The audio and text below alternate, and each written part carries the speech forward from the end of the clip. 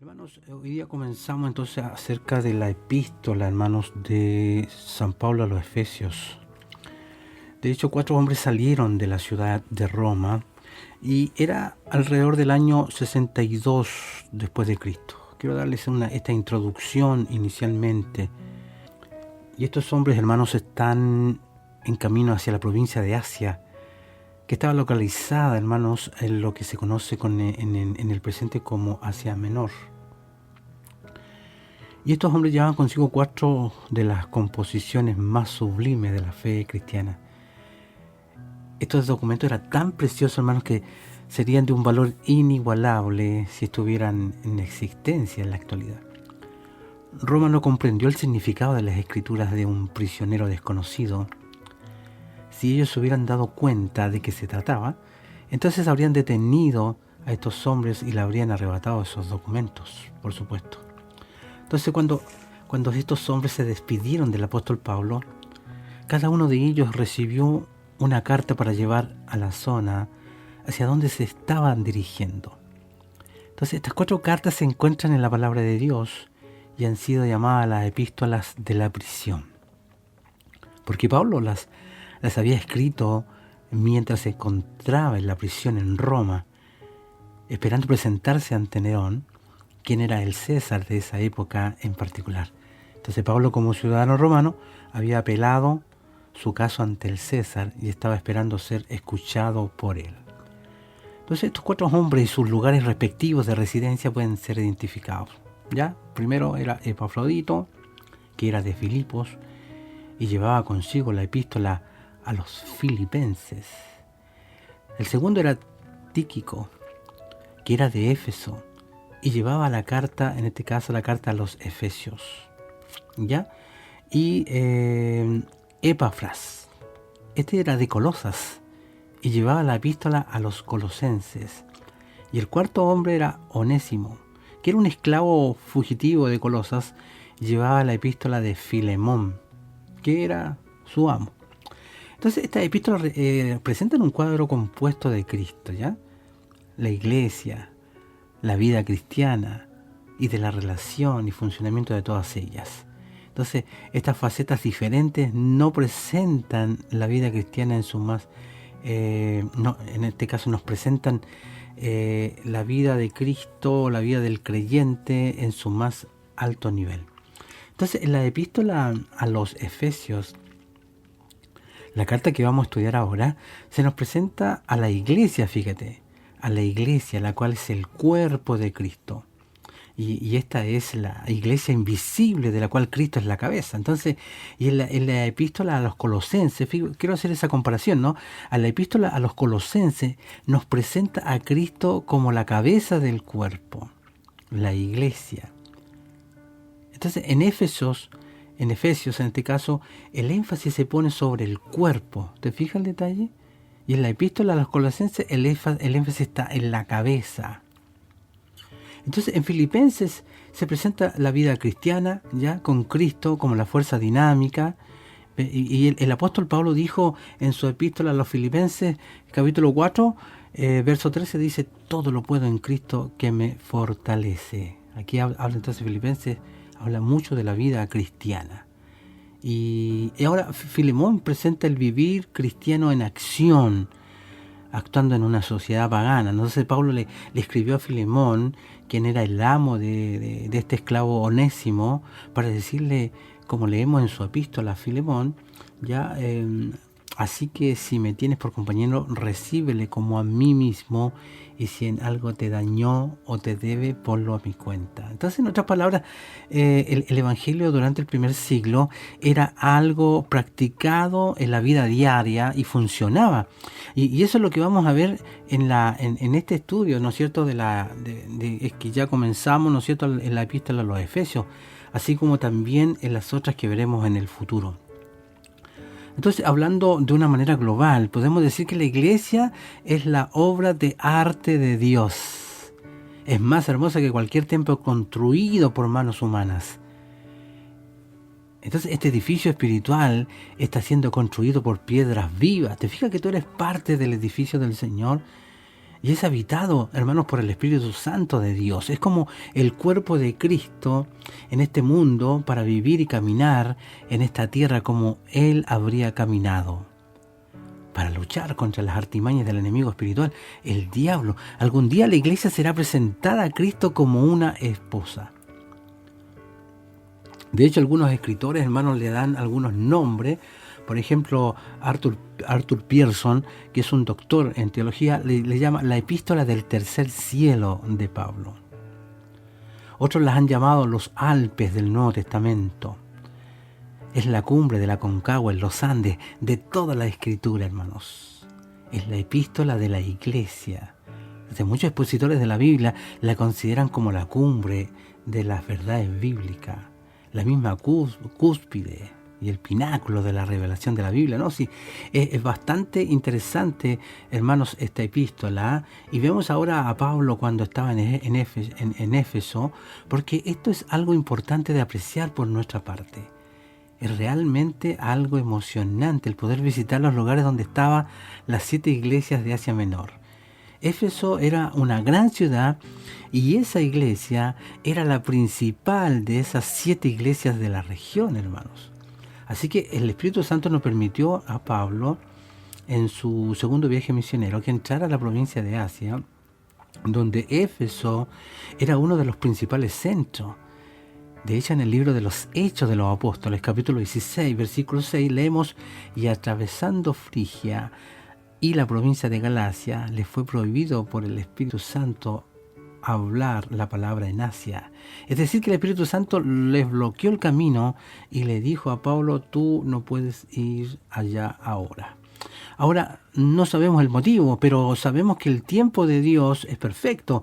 Así que fue que este hombre continuó su viaje hacia el oeste, en este caso a Macedonia, hacia Filipos, hasta Berea, y luego visitó Atenas y siguió hasta Corintio. Luego, en el camino de regreso, ¿no es cierto?, Pablo visitó a Éfeso. Y cuán grande fue la oportunidad que se le presentó al apóstol entonces. En el mismo libro de los Hechos, hermano, capítulo 18, verso 19, leemos: y llegó a Éfeso y les dejó allí, y entrando en la sinagoga discutía con los judíos. Entonces Pablo quedó tan favorablemente impresionado por las oportunidades para un trabajo misionero que prometió regresar, lo cual hizo en su tercer viaje misionero. Entonces allí descubrió que otro misionero llamado Apolos había estado allí en el intervalo entre su segundo y su tercer viaje misionero. Entonces Apolos había predicado solo sobre el bautismo de Juan y no sobre el evangelio de la gracia del Señor Jesucristo. En aquel entonces Apolos no sabía acerca del Señor Jesucristo, pero más adelante el mismo, hermanos, ya se convirtió en un gran predicador del evangelio. Pablo comenzó entonces un ministerio de gran alcance en Éfeso. Por 2 años enseñó en la escuela de alguien llamado Tirano, y el evangelio penetró en cada centro de la provincia de Asia. Evidentemente fue en ese tiempo que las iglesias mencionadas en el segundo y tercer capítulo de Apocalipsis fueron fundadas por el ministerio de Pablo. Entonces, después de haber visitado Turquía, de haber visto la zona y de haber leído mucho sobre las excavaciones que han sido hechas allí, estamos, ¿no es cierto?, se están convencidos de que el mayor ministerio que el evangelio ha tenido jamás tuvo lugar en lo que hoy conocemos como la Turquía moderna.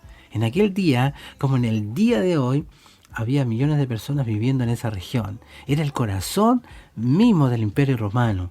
Entonces la cultura de Grecia ya no se encontraba en Grecia, se desarrollaba a lo largo de esta costa, la costa occidental de Turquía, donde Éfeso era la ciudad principal. Era un gran centro, hermanos, cultural y un gran centro religioso. El clima era agradable y era un hermoso lugar para visitar. De hecho, los emperadores romanos, hermanos, acudían a esta zona para pasar sus vacaciones.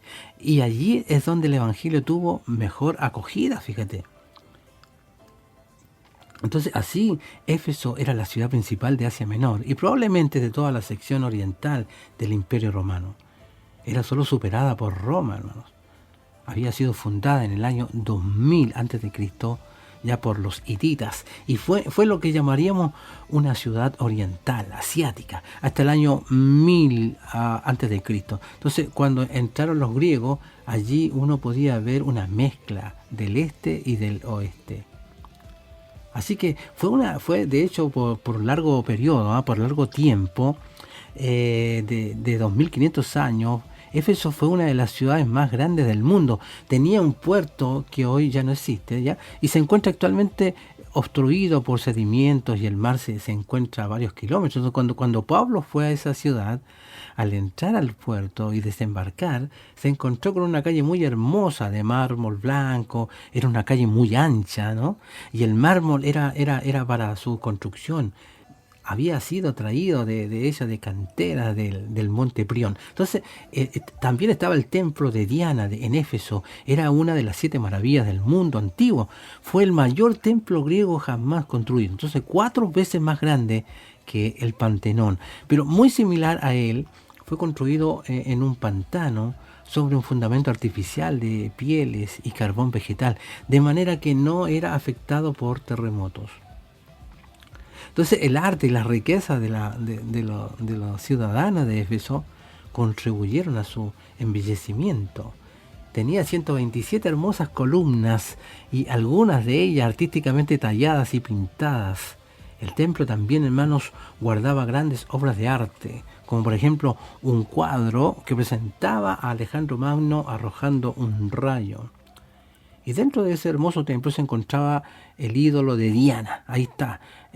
No era la hermosa Diana de la mitología griega, no era la diosa de la luna, era la concepción oriental de la diosa de la fertilidad. O sea, un ídolo de madera, vulgar, con muchos pechos, ¿no? A la sombra de este templo tenía lugar otro tipo de prácticas inmorales. Entonces, con la fabricación de santuarios y templecillos de plata de todos los visitantes se llevaban como recuerdo, se había desarrollado un floreciente comercio que proporcionaba grandes ganancias a los fabricantes. Así que esa fue la ciudad a la cual Pablo llegó primero, se dirigió luego a la sinagoga y allí habló valientemente por espacio de 3 meses. Luego fue a la escuela de Tirano y allí continuó por 2 años. Dice Hechos 19:10, de manera que todos los que habitaron en Asia, judíos y griegos, oyeron la palabra del Señor Jesús. Y este fue probablemente el momento culminante, hermanos, del trabajo misionero de Pablo. Él consideró a Efesio como su gran oportunidad y se quedó allí más tiempo que en cualquier otro lugar. Entonces, los habitantes de Efesio escucharon más enseñanza bíblica de Pablo que los otros pueblos. Y ese fue el motivo por el cual pudo escribirle sobre las profundas verdades que esta epístola contiene. Entonces, efectivamente, Pablo podría escribir más adelante en su carta a los Corintios, diciendo, pero estaré en Éfeso hasta Pentecostés, porque se me ha abierto una puerta grande y eficaz, aunque muchos son los adversarios, decía. Como la predicación de Pablo perjudicó el negocio de los plateros, surgió una gran oposición y como resultado, hermanos, se produjeron grandes disturbios en la ciudad. Entonces Pablo estaba predicando el evangelio del Dios viviente y sobre la vida que hay en Jesucristo. Y Dios le protegió de forma sobrenatural y le animó a continuar en su labor. Entonces Pablo amó a esa iglesia de Éfeso. Su última reunión con los líderes espirituales de esa iglesia fue una tierna despedida, hermanos. Aparece eso en Hechos 20. Entonces, el gran número de personas que se convirtieron a Cristo fue grande. Por ello creemos que el evangelio fue más efectivo en esa zona que en cualquier otro lugar y que en otras épocas en la historia del mundo. Aquella iglesia fue la de más alto nivel espiritual. Así que nos resulta sorprendente que viviendo aquellas personas en una ciudad pagana, comprendieron tan bien las verdades de esta carta. Si no hubiera sido ese el caso, Pablo no les habría escrito a los creyentes de Éfeso en esos términos. Además, en el libro de Apocalipsis encontramos que Éfeso fue la primera de las 7 iglesias de Asia mencionada en una serie de iglesias que nos ofrecen cierta descripción del desarrollo general de la historia de la iglesia. Entonces allí vemos que Éfeso se destacó como la iglesia de mayor profundidad espiritual. Podríamos decir varias cosas y muchas cosas sobre esta epístola, hermanos. Pero ¿qué les parece si avanzamos un poquito para ver si logramos alcanzar algo, ¿no es cierto?, de hacer un análisis breve, ¿no es cierto?, acerca de lo que es Efesios. Aquí vemos el plan final en Efesios capítulo 1, por ejemplo, ¿no? Aquí vemos la introducción de la carta de Pablo a los Efesios. Vemos el carácter y el asunto de la carta de Pablo. Entonces la carta de Pablo a los Efesios es diferente en comparación a muchas de las cartas del Nuevo Testamento que él escribió, como el caso de los romanos. Efesios no fue escrita tanto como para hablar de problemas de una iglesia en particular. Más que eso, fue escrita para explicar algunos de los grandes temas y doctrinas del cristianismo. Así que los temas sublimes de Efesios lo hacen digno de alabar y de condecorar, ¿no es cierto? Los comentaristas hacen esto. Efesios ha sido llamado, como dije, la reina de las epístolas. ¿Ya? Entonces vamos a ver si avanzamos, hermanos. ¿Ya?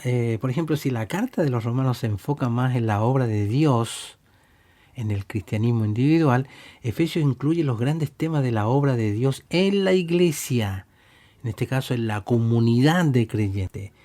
De hecho, Karl Marx escribió sobre un nuevo hombre y una nueva sociedad, pero él vio a ambos, al hombre y la sociedad en términos económicos, y ofreció únicamente respuestas económicas.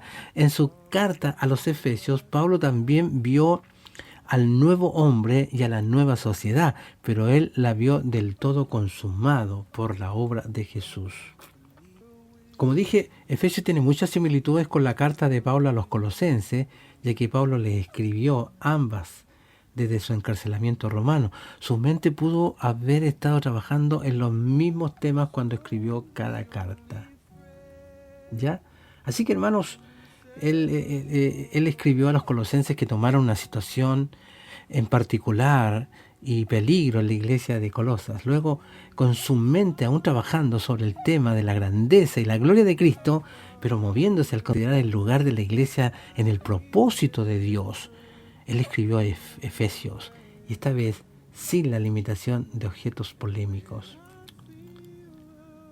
Así que al ver los grandes temas y majestuosos de Efesios, es importante recordar que Pablo, no se olvide, escribió esta carta desde una prisión. Cuando dice el versículo 1, Pablo, apóstol de Jesucristo por la voluntad de Dios, a los santos y fieles en Cristo Jesús que están en Éfeso, gracia y paz a vosotros, de Dios nuestro Padre, del Señor Jesucristo. Entonces la apertura de esta carta es breve, sin los saludos más extensos de Pablo que se encuentra en otra de sus cartas, y ahí dice a los santos que están en Éfeso. En unos pocos antiguos manuscritos hay un espacio en blanco en lugar de las palabras en Éfeso, basado parcialmente en esto. Algunos creen que esta carta era en realidad una carta circular, la cual no fue escrita para una congregación en particular. Algunos dicen eso, pero tenía la intención de ser transmitida a muchas diferentes congregaciones en ciudades diferentes. O sea creemos que fue escrita para Éfeso, ¿no? Pero también va en dirección a muchas congregaciones. Hay un pequeño margen de error que esta carta fuera para Éfeso, ¿no? Y Éfeso era una ciudad importante para Pablo, y aquí está su bien conocido Éfeso. Aquí, por espacio de 3 años enteros, una duración única de estación de trabajo para él. Él había vivido y trabajado no solamente como un misionero apostólico, sino como un pastor. Aquí él había tomado ese crítico, importante paso, ¿ya? La separación de los discípulos de la sinagoga a un lugar distinto de enseñanza. Así, a medida que los iba ganando, luego comenzó a enseñarles, y sin duda un tiempo de adoración. Entonces, la escuela de uno llamado Tirano era como la sala de enseñanza. Podríamos suponer de un profesor amigable, de la cual podemos llamar a la Universidad de Éfeso. Aquí él había elaborado, observado y llorado por la comunidad y por los individuos. Entonces, al mismo tiempo, podemos reunir o llegar a la conclusión de que la carta también tenía la intención de tener un sentido más general. A eso quiero llegar, ¿no? Para circular entre los cristianos como una gran declaración del plan eterno de Dios, obrando en la iglesia y en las vidas individuales de los cristianos. Entonces, si hay un espacio en blanco, como dicen algunos escritores, en un manuscrito en el cual en otros se lee en Éfeso, ¿ya? Algunos dicen que en algunos manuscritos está en blanco y otros dicen que dice la palabra Éfeso. Es ciertamente porque debemos de poner nuestra ciudad, ¿no es cierto?, en ese espacio en blanco. ¿Te fijas? Cuando él dice a los santos que están en Hualpén, a los santos que están en Curicó, a los santos que están en diferentes ciudades. Ese era, aparentemente los escritores dicen que esa era la idea. Entonces cuando dice gracia y paz a vosotros de Dios nuestro Padre, este es un saludo típico de Pablo. El apóstol sabía el lugar esencial de la gracia y la paz que viene de Dios a la vida del creyente. Y él sabía, hermanos, que el recibir la gracia de Dios viene antes de un caminar en paz con Él. Entonces vemos la obra de la Trinidad de Dios a favor del creyente. ¿Te fijas, hermanos? Vemos aquí cuando dice bendito sea el Dios y Padre de nuestro Señor Jesucristo, quien nos bendijo con toda bendición espiritual en lugares celestiales en Cristo, según nos escogió en Él antes de la fundación del mundo, para que fuésemos santos sin mancha delante de Él en amor, habiéndonos predestinado para ser adoptados como hijos suyos por medio de Jesucristo, según el puro afecto de su voluntad, para alabanza de la gloria de su gracia, con la cual nos hizo aceptos en el amado. Entonces, aquí vemos que Pablo llamó por una bendición sobre el Padre, en el sentido de reconocer su gloria y honor y bondad, debido a que el Padre ya había bendecido al creyente con toda bendición espiritual, cuando dice que nos bendijo con toda bendición espiritual. Entonces, hermano, cuando hablamos de bendito es alabado con una adoración de amor. Cuando dice que nos bendijo, esta bendición es nuestra, hermanos. Los recursos de Dios están siempre allí para nosotros. Dice que nos bendijo. Esto habla de una actitud, hermanos, de certeza y seguridad. O sea, no estamos sentados aquí gimiendo, llorando, preocupándonos. Esa es la clave, ¿no? O preguntándonos sobre nuestra salvación. Él nos ha bendecido y por lo tanto nosotros le bendeciremos a Él. Pero si tú tienes una gran noción de su gran misericordia hacia ti, estarás en gran manera agradecido hacia tu Dios de gracia. Entonces, hermanos, Él nos, esta palabra, estas pequeñas letras, cuando Él dice Él nos, incluye a los judíos, a los gentiles en la iglesia de Éfeso y más allá. Entonces es importante el hacer notar que estas bendiciones son para los judíos y gentiles creyentes. Entonces, los judíos del primer siglo tenían un sentido fuerte de ser bendecidos y llamados y predestinados. Y Pablo muestra que estas cosas son dadas ahora a los cristianos. O sea, ya sean judíos o ya sean gentiles. Entonces, con toda bendición espiritual en los lugares celestiales en Cristo. Esto te describe a ambas. El tipo de bendiciones y el lugar de esas bendiciones. Estas son bendiciones de tipo espiritual, que son por mucho mejores, hermanos, que las bendiciones materiales. Entonces, estas bendiciones son nuestras. Cuando habla de en lugares celestiales en Cristo. Estas son más sublimes y más seguras que las bendiciones terrenales. Entonces debemos nuestro agradecimiento a Dios por todas las bendiciones temporales. Son más de lo que merecemos, pero nuestra gratitud debe ir a Dios en truenos, ¿no es cierto?, de alabanza, de aleluyas, por las bendiciones espirituales. O sea, un nuevo corazón es mejor que un nuevo abrigo. El alimentarse en Cristo es mejor que tener una mejor comida en el mundo terrenal. O el ser heredero de Dios es mejor que ser un heredero de un rey, por ejemplo. El tener a Dios por nuestra porción es bendición, infinitamente más que el que poseer cantidades de tierras, hectáreas de tierra, hermano. Estas son las bendiciones más ricas y raras a la vez, ¿no es cierto? Pero duraderas, tienen un valor incalculable. Entonces, si no tenemos apreciación por la bendición espiritual, entonces vivimos en un nivel de los animales. Los animales únicamente viven para comer, dormir, entretenerse y reproducirse. Entonces somos hechos a la imagen de Dios y Él tiene algo más sublime para nosotros. Pero aún así, muchos escogen el vivir al nivel de los animales. Dios quiere que sepamos que nos bendijo con toda bendición espiritual en los lugares celestiales en Cristo. Entonces también vemos que esto incluye toda bendición espiritual. Esto significa que cada bendición que recibimos, la recibimos en Cristo. Esto significa que Dios quiere bendecirnos con toda bendición disponible para nosotros.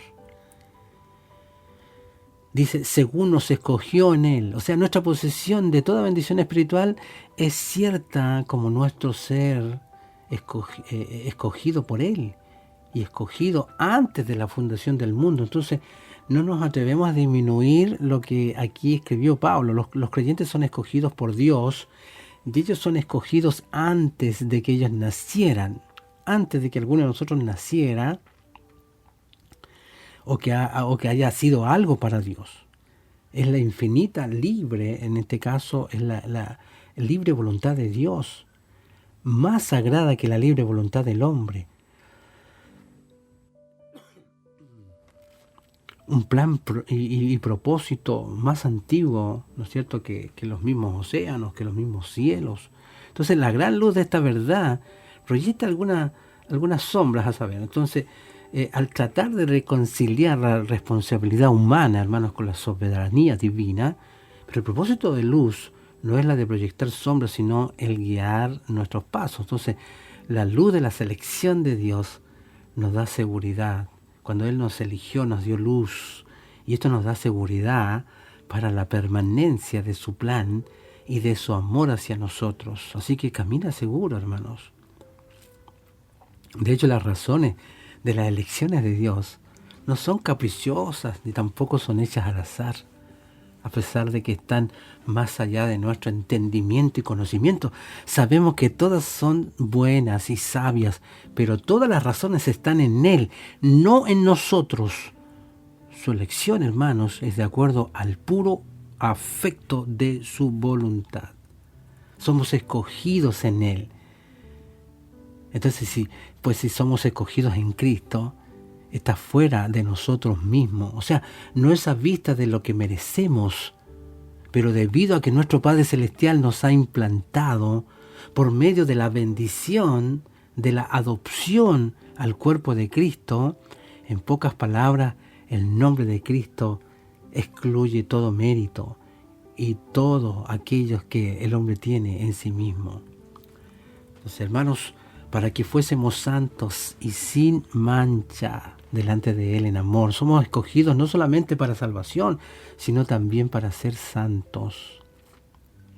Y cualquier entendimiento de la soberanía, en este caso de la soberana elección de Dios, la cual disminuye nuestra responsabilidad personal de santidad y santificación, está alejado por mucho de todo el consejo de Dios. Las palabras aquí, santos y sin mancha, son una metáfora tomada de los sacrificios sin mancha y perfectos, los cuales la ley requería de la gente para que lo trajeran al altar de Dios. Entonces, no podemos olvidar la palabra en amor. La santidad y sin mancha no son nada sin amor. Y ya que el amor es el cumplimiento de la ley y el amor es la fuente de la cual fluye su salvación, por lo tanto, el amor debe de llenar su corazón hacia Dios y hacia los demás. Cuando dice, habiéndonos predestinado para ser adoptados hijos suyos por medio de Jesucristo, este es el destino del Padre para ser, en este caso, para que seamos sus escogidos, que disfruten el ser adoptados como hijos suyos Entonces vemos que el despliegue del plan de Dios para nosotros no solamente incluye salvación y transformación personal, sino también una relación afectuosa y segura con el Padre. De hecho, en la ley romana, cuando la adopción se completaba, y en verdad se completaba, hermano, la persona que había sido adoptada tenía todos los derechos de un hijo legítimo en su nueva familia y por entero perdía todos sus derechos en su antigua familia. A los ojos de la ley, esta era una nueva persona, era hecho nuevo, de tal modo que todas las deudas y obligaciones que le conectaban con su familia anterior eran abolidas como si nunca existieran. Bueno, hay un escritor que toma un pensamiento que va mucho más allá. Gaebelin dice, los creyentes en el Señor Jesucristo no son adoptados en la familia de Dios, ellos nacen en la familia de Dios. ¿Te fijas? El griego solamente tiene una palabra para el lugar de un hijo. Somos puestos en el lugar de hijos. ¿Te fijas? Entonces, esta alta posición en la familia de Dios nos da algo en Jesús, el cual Adán nunca tuvo.